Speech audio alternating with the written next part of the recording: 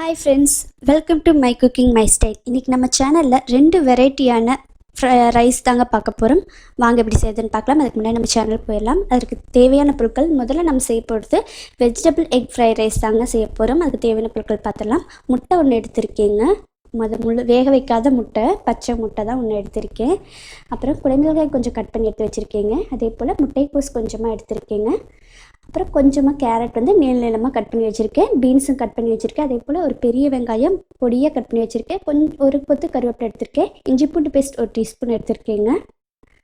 அப்புறம் கரம் மசாலா அரை டீஸ்பூன், மிளகு பொடி அரை டீஸ்பூன், உப்பு தேவையான அளவு, ஆயில் வந்து 3 டீஸ்பூன் அளவுக்கு எடுத்துருக்கேங்க. வேக வச்ச சாப்பாடு, அதாவது பாஸ்மதி ரைஸ் நான் வேக வச்சு எடுத்து வடித்து வச்சுருக்கேன். அது ஒரு கப் எடுத்திருக்கேன். சோயா பீன்ஸ் வந்துட்டு சுடு தண்ணியில் போட்டு புளிஞ்சு எடுத்து வச்சுருக்கேன்.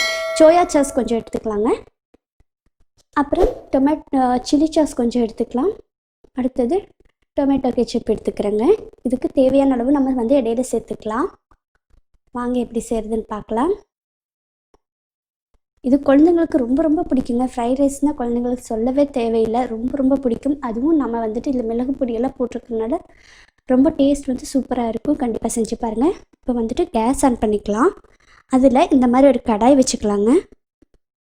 கடாய் வந்து ஹீட் ஆகட்டும். இப்போ இதில் ஆயில் சேர்த்துக்கலாம். ஆயில் வந்து கொஞ்சம் ஹீட்டான உடனே இதில் கட் பண்ணி வச்சுருக்கிற பெரிய வெங்காயம் ஒன்று கட் பண்ணி வச்சுருக்கோம்லங்க பொடியாக, அதை சேர்த்துக்கலாங்க.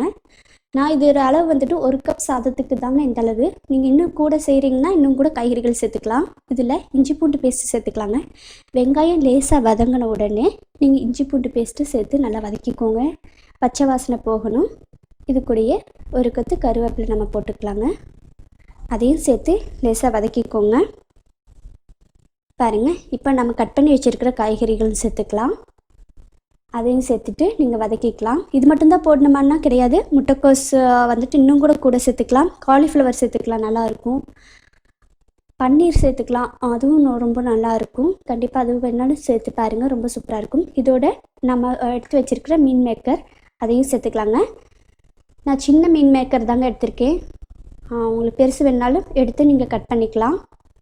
சுடுதண்ணியில் போட்டு பிழிஞ்சு எடுத்து வச்சுருக்கேன். இப்போ பாருங்கள், எண்ணெயிலேயே காய்கறிகளில் வதங்கிடுச்சு. இப்போ இதில் கரம் மசாலா, மிளகு பொடி, உப்பு அதையும் சேர்த்துட்டு நல்லா பச்சை வாசனை போகிற அளவுக்கு எண்ணெயிலே வதக்கிக்கோங்க. அப்புறம் இதில் ஒரு சிட்டிகை சர்க்கரை சேர்த்துக்கலாம். சர்க்கரை சேர்த்தும் போது நமக்கு வந்துட்டு அதோட டேஸ்ட் பேலன்ஸுக்காக இருக்கும். இல்லை சோயா சாஸ் வந்து ஒரு 3/4 டீஸ்பூன் அளவுக்கு சேர்த்துருக்கீங்க. ரெட் சில்லி சாஸ் வந்து 1 டீஸ்பூன் அளவுக்கு சேர்த்துருக்கேன். அப்புறம் டொமேட்டோ கெச்சப் வந்து ஒரு 1/4 டீஸ்பூன் அளவுக்கு சேர்த்துருக்கீங்க. இது கண்டிப்பாக சேர்த்தலாம். உங்கள்கிட்ட இருந்தால் சேர்த்துக்கோங்க, இல்லைன்னா அப்படியே நீங்கள் மிளகு பொடி போட்டு கூட சேர்த்துக்கலாம். இப்போ பாருங்கள், அதெல்லாம் வதக்கியாச்சு. இப்போ ஒரு முட்டை உடைச்சி உள்ள விட்டுக்கலாம். முட்டை சேர்த்தும் போது ஃப்ரைட் ரைஸ் இன்னும் சூப்பராக இருக்கும். பாருங்கள், அந்த எண்ணெயிலேயே முட்டையும் நல்லா வறுத்துக்கோங்க. ஒருத்தங்க வறுத்து எடுத்து போடுவாங்க, அதை விட இப்படி செஞ்சிங்கன்னா இன்னும் டேஸ்ட்டு சூப்பராக இருக்கும். பாருங்கள், நல்லா வறுத்தாச்சு. இப்போ இதில் நம்ம சாதம் வடித்து வச்சுருக்கோம்ல, அதை சேர்த்துக்கலாங்க. அதையும் சேர்த்துட்டு கிண்டக்கூடாது, இப்படியே பிரட்டி தான் மட்டும்தான் விடணும், இல்லைன்னா சாதம் உடஞ்சிடணும். ஏன்னா நம்ம பாஸ்மதி ரைஸ் போட்டிருக்கோம், அதனால் இப்படி தான் செய்யணும். இல்லைன்னா உடஞ்சி பாதியாக தான் இருக்கும், சாதம் முழுசாக இருக்காது. பாருங்கள், நம்ம நல்லா பற்றியாச்சு. இதில் மல்லி இலை தூவிக்கலாங்க. அவ்வளோதாங்க, நம்மள சூப்பரான வெஜிடபிள் எக் ஃப்ரைட் ரைஸ். குழந்தைங்களுக்கெல்லாம் ரொம்ப பிடிச்சது. கண்டிப்பாக நீங்களும் உங்கள் குழந்தைங்களுக்கு செஞ்சு கொடுங்க. ரொம்ப ஹெல்த்தியானது கூட. கண்டிப்பாக விரும்பி சாப்பிடுவாங்க. நீங்கள் பசங்க ஸ்கூலுக்கு போனால் கூட லஞ்ச் பாக்ஸ் ரெசிபியாக அது கண்டிப்பாக செஞ்சு கொடுங்க. ட்ரை பண்ணி பாருங்கள் ஃப்ரெண்ட்ஸ். அதே போல் நம்ம சேனலுக்கு கண்டிப்பாக சப்போர்ட் பண்ண மறந்துடாதீங்க. நம்ம சேனல் முன்னேறதுக்கு எனக்கு ஒரு வாய்ப்பு கொடுங்க. பாருங்கள், எவ்வளோ சூப்பராக இருக்குது பாருங்கள், ரொம்ப சூப்பராக இருக்குது. ஸோ இப்போ அடுத்து நம்ம டிஷ் செய்ய போயிடலாம். இப்போ பீட்ரூட் ரைஸுக்கு கொஞ்சமாக கருவேப்பிலை எடுத்திருக்கேன். 2 காஞ்ச மிளகாவை உடச்சி எடுத்து வச்சுருக்கேன். முந்திரி பருப்பு வந்து 6 முந்திரி பருப்பு எடுத்து வச்சுருக்கேங்க. ஒரு பெரிய வெங்காயம் கட் பண்ணி எடுத்து வச்சுருக்கேங்க. அதே போல் ஒரு 6-7 பல் பூண்டு உடிச்சு வச்சுருக்கேன். பட்டை எடுத்திருக்கேங்க. அப்புறம் சோம்பு வந்து ஒரு 1/2 டீஸ்பூன் அளவுக்கு எடுத்திருக்கேன். இதை வந்து இடிக்கல்லில் வச்சு நல்லா இடித்து எடுத்துக்கோங்க. அரைக்கக்கூடாது, இடித்து எடுக்கணும், அவ்வளோதான். ரெண்டாவது இடித்து எடுத்து வச்சுக்கலாம். இதுக்கு உப்பு தேவையான அளவு, கடுகு 1/2 டீஸ்பூன் அளவுக்கு எடுத்திருக்கீங்க. அப்புறம் பீட்ரூட் வந்துட்டு நம்ம கட் பண்ணி போடுறதை விட துருவி போட்டோம்னா பசங்க எடுத்து வைக்க மாட்டாங்க, சாதத்தோடு சேர்த்து சாப்பிட்ருவாங்க. நான் துருவி எடுத்து 1/2 கப் வச்சுருக்கேன். 1 கப் பாஸ்மதி ரைஸ் எடுத்து வச்சுருக்கேங்க சாதம். 1 கப் ரைஸுக்கு 1/2 கப் பீட்ரூட் சரியாக இருக்கும். உங்களுக்கு இன்னும் வேணும்னாலும் கூட சேர்த்துக்கலாம், நல்லாயிருக்கும். ஆயில் வந்துட்டு 3 டீஸ்பூன் அளவுக்கு எடுத்திருக்கேங்க. வாங்க இப்போ குழந்தைங்களுக்கு ரொம்ப ஹெல்த்தியான பீட்ரூட் ரைஸ் எப்படி செய்கிறதுன்னு பார்க்கலாம். அதுக்கு கேஸ் ஆன் பண்ணிக்கலாம். அதில் இந்த மாதிரி ஒரு கடாய் வச்சுக்கிறேங்க. கடாய் கொஞ்சம் ஹீட் ஆகட்டும். கடாய் ஹீட் ஆகிடுச்சு. இப்போ இதில் ஆயில் சேர்த்துக்கலாங்க. பாருங்கள், இதில் முந்திரி பருப்பு முன்னாடியே போட்டு வறுத்து எடுத்துக்கோங்க. கொஞ்சம் கோல்டன் ப்ரௌனாக ஆன பிறகு நம்ம இதை எடுத்துக்கலாம். முந்திரி பருப்பு போடும்போது குழந்தைங்க விரும்பி சாப்பிடுவாங்க. அந்த சாதத்தோடு சேர்த்து சாப்பிடும்போது ரொம்பவே நல்லாயிருக்கும் டேஸ்ட்டு. அதுக்காகவும் அதுவும் இல்லாமல் ஹெல்த்தியும் கூட. அதனால் முந்திரி பருப்பு போட்டுக்கோங்க. இது அவசியம் இல்லை, தேவைன்னா போட்டுக்கோங்க. இப்போ பாருங்கள், அதே இதில் நான் கடுகு சேர்த்துக்கிறேன். கடுகு சேர்த்து பொரிஞ்ச பின்னாடி இதில் கருவேப்பிலையும் காஞ்ச மிளகாயும் சேர்த்துக்கலாம். சேர்த்துட்டு லேசாக வறுத்துக்கோங்க. இப்போ பாருங்கள், இதில் கட் பண்ணி வச்சுருக்கிற பெரிய வெங்காயம் ஒன்றையும் சேர்த்து நல்லா எண்ணெயிலே வதக்கிக்கோங்க.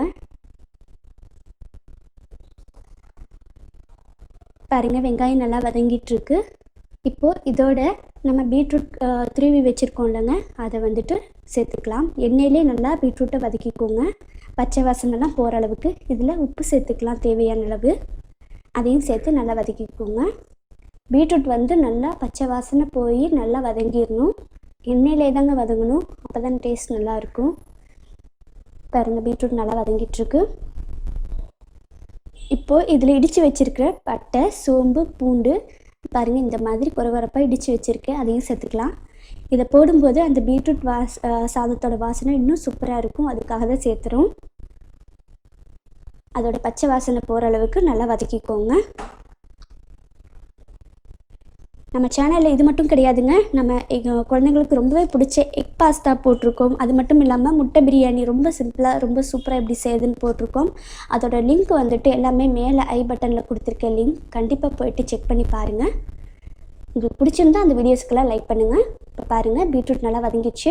இப்போ இதில் நம்ம வடித்து வச்ச சாதத்தை சேர்த்துக்கலாம்.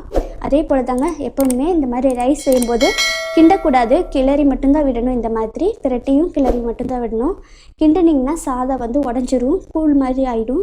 பொழு பொழுன்னு இருந்தால் தான் பசங்களுக்கு பார்க்குறதுக்கும் நல்லாயிருக்கும், பிடிக்கும். கடைசியாக கொஞ்சம் மல்லி இலை சேர்த்துக்கலாங்க.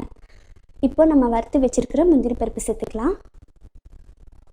பசங்களுக்கு இன்னும் முந்திரி பருப்பு பிடிக்குன்னா நீங்கள் அதிகமாக கூட சேர்த்துக்கலாம். நான் கொஞ்சமாக மட்டும் சேர்த்துருக்கேன். பாருங்கள், அவ்வளோதான், நல்லா மிக்ஸ் பண்ணியாச்சு. அவ்வளோதாங்க. இப்போ கடைசியாக ஒரு ஸ்பூன் அளவுக்கு நெய் சேர்த்துக்கலாம். நெய் சேர்த்தும் போது அந்த பீட்ரூட் சாதத்தோட மனம் இன்னும் சூப்பராக இருக்கும். அதுக்காக அது மட்டும் இல்லாமல் குழந்தைங்களுக்கு கண்டிப்பாக சாதத்தில் நெய் சேர்த்து கொடுக்கணும். அது வந்து ரொம்பவே நல்லது குழந்தைங்களுக்கு. அதுக்காக அவ்வளோதாங்க, நம்மளோட சூப்பரான பீட்ரூட் ரைஸ் ரெடி ஆயிடுச்சு. கண்டிப்பாக நீங்களும் உங்கள் குழந்தைங்களுக்கு செஞ்சு கொடுங்க. ரொம்ப சிம்பிளாக இருக்கும், ஆனால் ரொம்ப சூப்பராக இருக்கும்.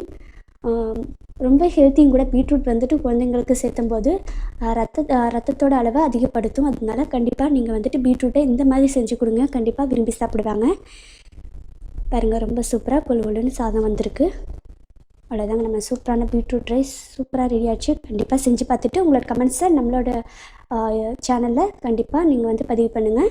இந்த வீடியோ பிடிச்சிருந்தா நம்ம சேனலுக்கு மறக்காமல் சப்ஸ்கிரைப் பண்ணுங்கள். அப்படியே ஒரு லைக் பட்டனை தட்டி விட்டுருங்க. உங்கள் ஃப்ரெண்ட்ஸ் எல்லாம் இருந்தாங்கன்னா தயவு செஞ்சு நம்மளோட வீடியோஸை ஷேர் பண்ணுங்கள். இந்த வீடியோவை கடைசி வரைக்கும் பார்த்ததுக்கு ரொம்ப நன்றி. அடுத்த வீடியோவில் சந்திப்போம். தேங்க்யூ.